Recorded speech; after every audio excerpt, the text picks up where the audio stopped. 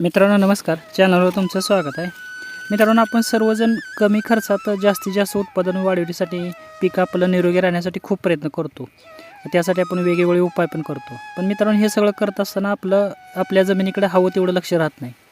मित्रांनो, आता आपणच आपल्या पिकासाठी डॉक्टर व्हायला हवं. मित्रांनो, मागील व्हिडिओमध्ये आपण पाहिलं की जो घटक सर्वात कमी, त्या घटकामुळे आपलं उत्पादन कमी होतं.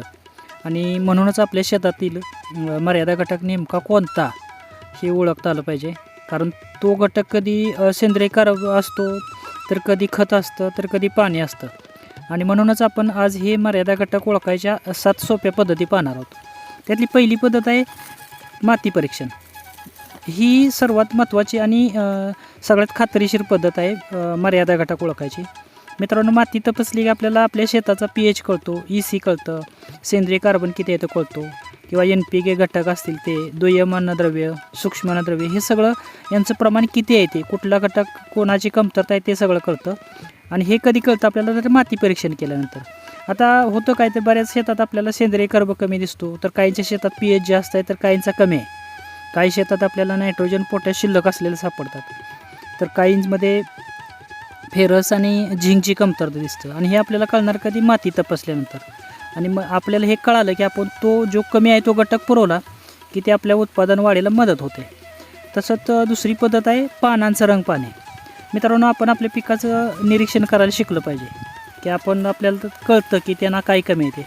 आपण जर निरीक्षण केलं तर आपल्याला लक्षात येतं की त्या पिकांना कशाची कमतरता बसते ते.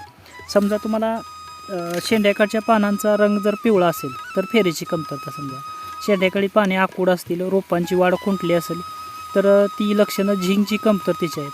किंवा खालची पानं पिवळी पडली तर ते नायट्रोजन कमी असल्याचं लक्षण आहे. हे असं जर आपण निरीक्षण केलं तर आपल्याला कळतं की त्यांना काय कमी येते. मग आपण तो घटक पुरवला की आपल्या पिकाची म्हणजे मर्यादा घटक पुरवल्यामुळे आपल्या पिकाची वाढ चांगली व्हायला सुरुवात होते. तिसरी पद्धत आहे मुळांची वाढ पाहणं. पिकांच्या वाढीसाठी मुळं खूप महत्त्वाचे आहेत. जर आपल्या पिकाची मुळं जर आखूड असतील, पांढऱ्या मुळ्यांची संख्या कमी असेल आणि ती मर्यादित वाढ झाली असेल त्यांची मुळांची, तर तो मर्यादा घटक असू शकतो. तिथं सेंद्रिय कार्बन किंवा माती घट्ट असणं किंवा फॉस्फरसची कमतरता. जर मुळे निरोगी असतील तर आपल्या पिकाला सर्व घटक मिळवून येतात. त्यामुळे मुळांचीही वाढ कशी आहे ते पाहणं महत्त्वाचं ठरतं. चौथी पद्धत आहे जमिनीचा प्रकार बघणं. आता मर्यादा घटक हे आपला जमीन कोणत्या प्रकारची आहे त्यावरून पण ओळखता येतो. समजा आपली जमीन जर काळी असेल तर तिथं ढोबळमानाने झिंकची कमतरता असते. रेताळ जमिनीत सेंद्रिय कार्बन कमी असतो, तर नायट्रोजनची पण थोडीशी कमतरता असण्याची शक्यता असते. आणि जर आपली क्षारयुक्त जमीन असेल तर तिथं झिंक फेरची कमतरता असण्याची शक्यता जास्त आहे. हे आपण कधी तर आपल्या जमिनीच्या प्रकारावरून पण ओळखता येतं. आता मित्रांनो, जर आपण हे जर जमिनीचा प्रकार आपल्याला समजला तर आपल्याला त्या मर्यादा घटकाची पूर्तता करता येते. आता पाचवी पद्धत आहे सूक्ष्मजीवांची कमतरता. आता ही जर आपल्याला माहीत आहे की पिकांच्या वाढीसाठी सूक्ष्मजीव महत्त्वाचे आहेत, आणि हे नसतील तर खतं जमिनीत असूनसुद्धा पिकं उपाशी मरतील. आता हे जे mycorrhiza, Pseudomonas, bacillus, Trichoderma, NPK जीवन आहेत, किंवा बुरशी आहेत, किंवा ॲक्टिव्ह मायसेट्स आहेत, ही मित्रांनो नुसतं पिकांना अन्न मिळवून देत नाहीत, तर पाणीही मिळवून देतात.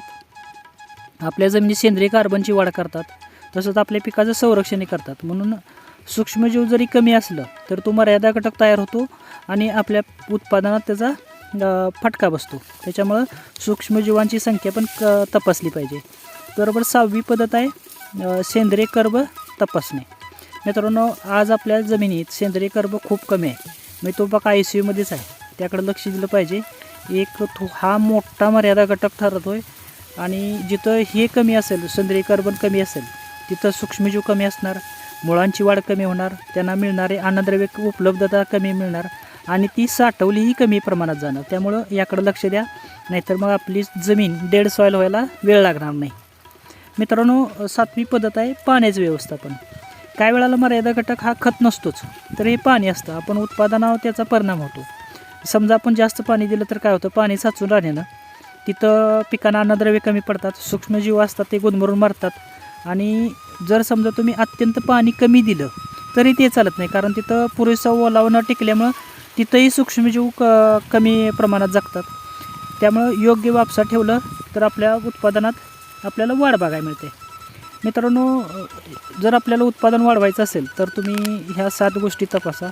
यातूनच तुम्हाला मर्यादा घटक मिळतो आणि तो दुरुस्त केला की तुमच्या उत्पादनात नक्की भर पडेल. आणि तेही खर्च कमी खर्चात म्हणा. म्हणजे जेव्हा फक्त मर्यादा घटक आहे तोच पुरवला की आपलं उत्पादन वाढतं. आणि आपण हे शिकलं पाहिजे, इतरावर विसंबून राहता उपयोगाचं नाही. ती म्हण आहेच की इतरावर विसंबला त्याचा कार्यभाग बुडाला. मित्रांनो, ही माहिती जर तुम्हाला उपयुक्त वाटली असेल तर अशाच माहितीसाठी चॅनल सबस्क्राईब करा. व्हिडिओला आवडला असेल तर लाईक करा. मित्रांनो, पुढील भागात आपण या आपल्या शेतात सामान्यपणे आढळणारे 10 मर्यादा घटक यावर हा व्हिडिओ बनवणार आहे. तेव्हा चॅनलला सबस्क्राईब करायला विसरू नका. आणि हा व्हिडिओ बघितला की तुम्हाला लगेच कळेल की आपले उत्पादन का कमी आहे ते. तेव्हा भेटूया पुढील भागात. धन्यवाद.